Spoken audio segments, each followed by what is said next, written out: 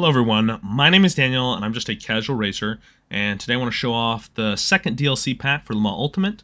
Motorsport Games was kind enough to send this over and give me preview access to this DLC pack, and so I'm just going to be giving you a preview of what this pack includes, my initial impressions, and essentially the value proposition of this pack. So the pack includes, as you can see on the screen, Circuit of Americas, the Alpine hypercar, and the Isotta Fraschini hypercar. And so I'm going to jump in here and dive into a race. And then you can see the Circuit of the Americas. This is the new circuit available amongst some of the other circuits that we've had for a while. And here we have the Isotta Fraschini, and we also have Alpine's H424. And so we're going to pick this Alpine first. Let's jump into a 7-minute race here.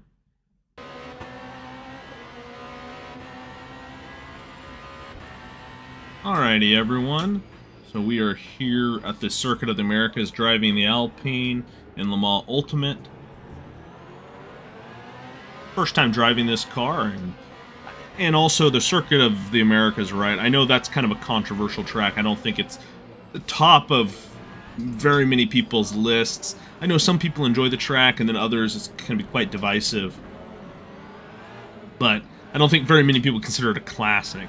F1, I know it's been around in Formula 1 for a while, but outside of that, I don't think it's really established much of a place in any other racing series.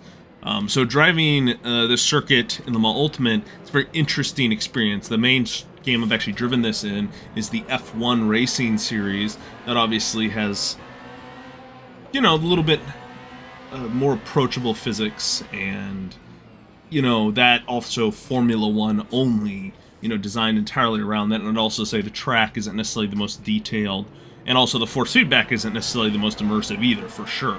Now, Le Mans Ultimate, in my opinion, has the best force feedback in sim racing, and so it's really interesting for me to feel how this track is. It's a much more detailed laser scan, and just the amount of effort that Motorsports Games has gone into developing this circuit. And I can already tell you, just with halfway around this circuit, that it is a lot more fun when you can feel all the little details. Let me tell you that. Now, do I think this circuit is going to sell me on the pack? No. I am not a huge fan of this circuit in GT3 or GTE cars at all. Hypercars, I don't know. I don't think I've ever driven around the circuit in a hypercar before. Prototypes before, kind of borderline for me. I think an F1 car, there are parts of this circuit that can be a lot of fun. So we'll see.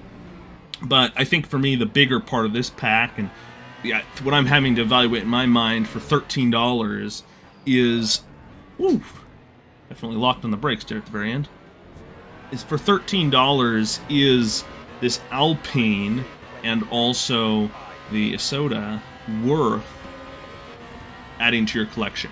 And to be honest, we've got quite a few hypercars in this game now, and if you, let's say you got the first pack, which I think would appeal to more people, right? It had the Lamborghini, it's got Imola. I think that appeals to a lot more people. Do you really need this? I mean, I think I've mentioned this before. Wow. Really? Brakes? God, I've heated the tires up. What are my brakes doing? But yeah, is this, I mean, visually, right? This track looks great, and as I've said throughout every video I've ever done on Le Mans Ultimate, the game needs more tracks. It doesn't necessarily need more cars. At least that's not the huge priority. I almost think if they had done, imagine if these bundles were 2 tracks and 1 car. I think the balance would be a lot better, and let's say this had been Imola and the Circuit of Americas plus like the Lamborghini hypercar or this Alpine. I think a lot more people would be like, oh yeah, I'm buying that, easy decision. It's tougher when you're adding less of the thing that people want in the game. And maybe that's their idea. They'll drip feed tracks and kind of force people to buy the DLC packs, but I kind of wish that wasn't the case, right? We're on the outside here. Gotta say though, the rumble strips with the force feedback and everything feel amazing. The physics in this game, I mean, hypercars are tough to drive in this game. I don't know if they're this challenging in real life. they're definitely some of the more difficult cars.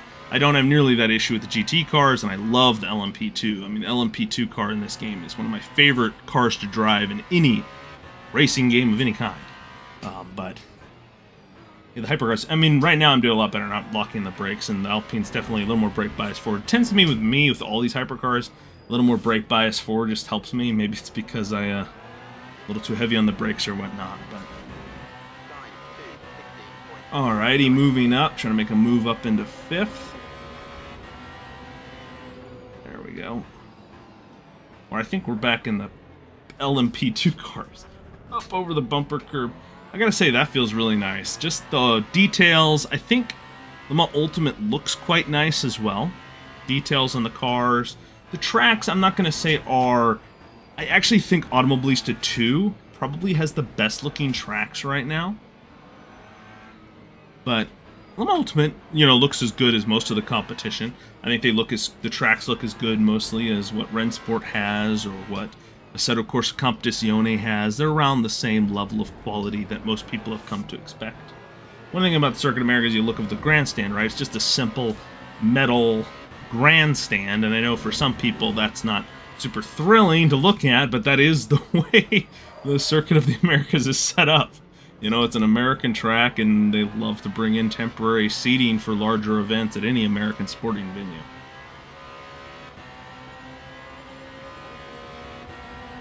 Alrighty, flying along here. Yeah, the Alpine here drives pretty nice. Honestly, it's... I think it's pretty tame. Still struggling a little bit with the braking. But...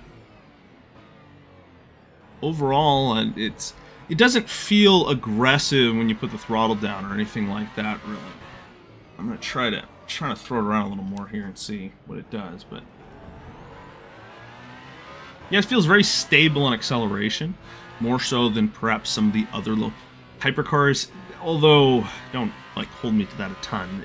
I would put it in the stabler half, let's say that. Leave its broader strokes. I mean, if you're a real Alpine fan, which currently I know the F1 team is rough, but I know there's a lot of, you know, French fans and things like that who really like Alpine. This could be worth picking up for this car, and then the Isottas I know kind of more of a rare mark that we don't see a lot in racing games or any games in general, so that's more of a rare pickup. Circuit of the America here, it's fine. It's just filling out the calendar, in my opinion. I'm not going to choose this track to race at very often. This would be more to break up. If I'm just getting tired of other tracks that I would consider better, then I would put this one in. But I definitely know if I'm racing with my friends or family, this is not going to be one that when we're online, they're going to want to jump into, you know. So there's that kind of... and I'm curious to see what this does in the online lobbies. I'm sure Motorsport Games will push it in like official races and things like that. But if you're racing with friends or stuff online, are they going to require you to have Circuit of the Americas? Probably not. It's a little different, you know, like imagine if Sebring had been one of the DLC tracks. Everyone would have had to get that. I think Imola might be a little bit similar that way too. I think a lot of people are going to want to get Imola, and it's just going to be in a lot of rotations. So you're probably going to end up needing to get that first DLC pack, whether on sale or whatnot. It's just, for me... I guess I'm going to say this. The Alpine does not provide such an amazing driving experience that it stands out from anything that's in the hypercars here. So unless you're an Alpine fan, that doesn't stand out yet. And unless you're a Circuit of the Americas fan, most of you, I don't think, are going to be super thrilled about the Circuit of the Americas. So unfortunately, a little bit negative here so far. But hopefully I've saved the best for last. I'm really excited to try out the Isotta and throw that around. I'm going to throw it around Sebring, favorite track in this game. And around here, really nice. Alpine, really nice on acceleration, really stable. I'll give it that for sure. Really good looking car too. Like I mentioned, 3D models look great in this game. Green flag, green flag. Alrighty, so we're driving the Isotta here. This would be the car that would make it or break it for this pack, right? None of the other content, to me personally, is that inspiring. I'm not an Alpine fan. But this brand is, you know, unique. They're on their way out of the hypercar class, I believe. It's not a common brand, right? So that would be intriguing to me as well. And so I would want to know how it drives and what my thoughts are. So that's what I'm going to try to do here. We're going to throw it around. I'll try to give you a detailed feedback on how the car feels. I can just tell you right now it's more raw. I've had to restart several times. It's just, you have to be more on it. It's a more active car. It's very different than the Alpine in that regard. For example, even just the on throttle, when you start to apply it and you get traction, it's going to break traction more likely and get into maybe an oversteer situation a lot more than the Alpine, for example. And honestly, I'd even put it in the top third, not just the top half, top third of the more tricky car hypercars to drive. You know, definitely, I think it's a little stiffer too, perhaps. Definitely noticed on the curbs. I mean, I know we're at Sebring, so there's a lot more bumps, but on the curbs and things like that, I have noticed this car does seem to be a little bit more affected than some cars that I've driven here. For example, the Ferrari is a lot more compliant, and you can be a lot more aggressive going over curbs and things like that. Ferrari is one of my more favorite cars in this Le Mans Ultimate, and this car is definitely on the more extreme side in terms of a contrast on curbs and things like that, which makes me think the car definitely at least has characteristics of a stiffer suspension.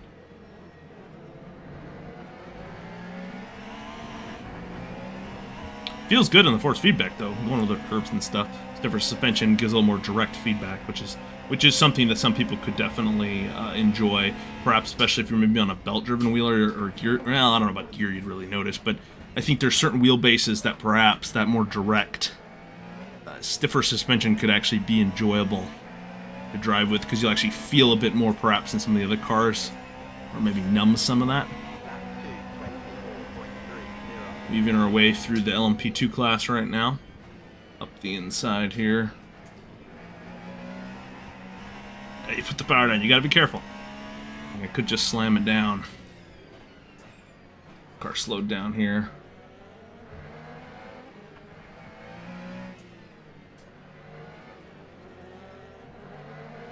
Yeah, the Le Mans Ultimate's also received, outside this DLC pack, has received several other updates. There's now a co-op mode where you can partner with one or two friends and switch back and forth from driving. There's a save and load for the race weekends, which I know a lot of people are going to be excited to try out. Be able to save. You can do a long weekend now, maybe a 12-hour, 24-hour race, or even just like a 50% distance, but that's still like 12 hours. You know, like, it still can be quite a long time to drive. I know for me, I'm not a huge fan of really long races. I don't know if I would use the save and load feature, but it's really nice to have the option, and I know there's a lot of people that were asking for that, so it's great. Motorsport Games has been able to incorporate that now into Le Mans Ultimate, and these are not things you have to buy the DLC for. These are updates for the entire game. There's an updated car selection, the UI menu's changed a bit, and they've adjusted some of the settings, like seat position now can save per car. So if you have a slightly different seating position because of one car versus another, which can be the case, I know I've had that experience before, but just maybe one car's got a really big steering wheel or something, and so you just want to sit slightly differently, it'll now save that on a per car basis, which is kind of like something you think is obvious, but, you know, obviously getting to stuff like that's always great if they haven't done it already. So, ultimately coming back to this DLC pack, I think it's one of those things where it's hard to justify at its full price, I think. We're talking $13 for 3 pieces of content. If this was an independent modding studio, $13 for 3 pieces of content, I would think is quite high. For a large studio to be charging that much for content, I get it, it's officially licensed, I still think it's quite high. At Authentic Simulation, we went out and acquired the official license for the Rush SR, for example, and we sell that for $4 by itself, or $6 in a pack with an officially licensed track.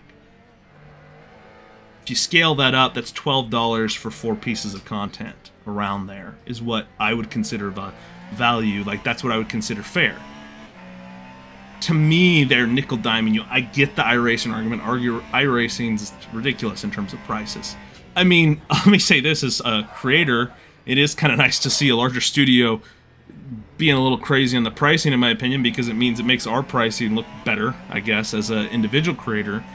But it just doesn't seem like a great deal. And the season pass, I know they say there's going to be more content in the next 2 DLC packs. I think there's going to be like 4 or 5 pieces of content in each.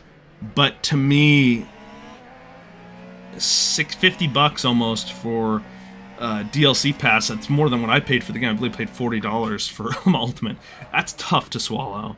And I would definitely be waiting for a sale for this kind of thing. I mean, I wait for sales on, like I said, of course, Competizione as well. I generally say wait for a sale, unless there's like a really great piece of content, and nothing here is standing out to me. The Isotta, honestly, is quite tricky to drive, and I'm not enjoying it. I actually enjoy driving the Alpine a lot more.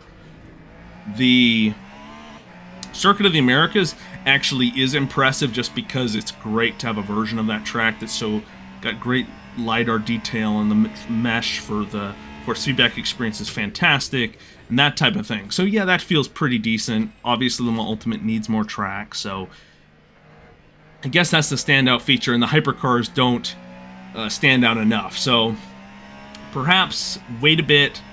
You know, a sale's probably going to take a while to happen. I'm sure there'll be one maybe around Black Friday, which I guess is in 2 months. So maybe you wait for Black Friday, see what's happening, see how active people are with the Circuit of the Americas, and then make a decision from there. Overall, this DLC pack is more disappointing than the first DLC pack they've done. I think the combination of having had Lamborghini in that pack and then also having the Imola circuit is just a little bit more enticing than this DLC pack. But ultimately, I'm curious what you guys think. Will you be getting this DLC pack today or this week? Or are you going to wait and wait for a sale? Or is this just something that maybe you're just not interested in the Circuit of the Americas at all, or either one of these hypercars? Let me know down in the comments below. Overall, this one I think is one that I'm going to recommend. Definitely waiting for a sale unless you're a particular fan of either piece of these content. And even overall, I personally, or not personally, objectively, just looking at the sim racing market, I think this is one that Motorsports Games is going to struggle to sell a lot of, just because I don't think that many people are going to be interested in the Circuit Americas. Hopefully for them that's not the case, and people are real excited and they really enjoy it. But at the same time, I do worry a little bit that this could be one of their worst-selling DLC out of the entire set. But we'll see. Time will tell. I don't know if we'll get any numbers on this type of stuff to really have a definitive answer. But, yeah, I'm still glad that they're supporting this game and producing more content for it. That's for sure. That's always good to see. So, thanks so much for checking this out. I hope my feedback on this new content for Le Mans Ultimate, this second DLC pack, is helpful. But most of all, I hope you all have a fantastic rest of your week.